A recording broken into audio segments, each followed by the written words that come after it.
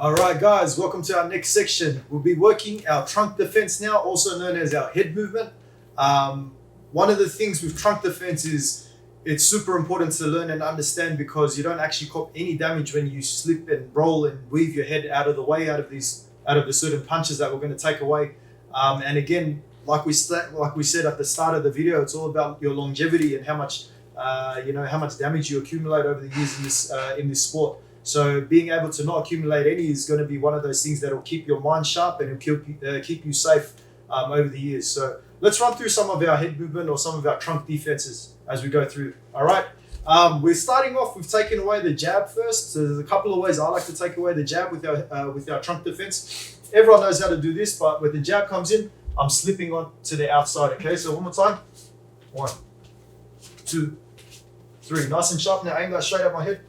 1, 2, 3. Okay, so the reason why I like to always try and tell my partner it's okay to hit me in the head is because I want to make sure I'm understanding how to correctly take away the punch and also understanding how close I could actually get to that punch. Okay, so in our next section, when we start talking about counterattacks, if James throws a jab straight here at my head and I've just taken away the jab, all right, and I'm up here, I'm in a really good position to hit my counter punch. Yeah.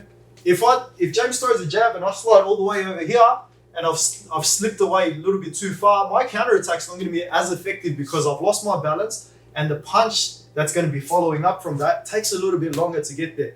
Boxing is all about a game of inches. Yeah, every single inch counts in boxing. So the closer you are to the jab without actually copying it, the better position you're going to be when you want to take away that, when you want to counterattack that punch. So when we are working the jab defense, when we are working our slip, so throw that jab again, boom, straight down the middle. When we are working the slip, I want to make sure I'm rotating on this lead hip. So over here, I'm rotating here.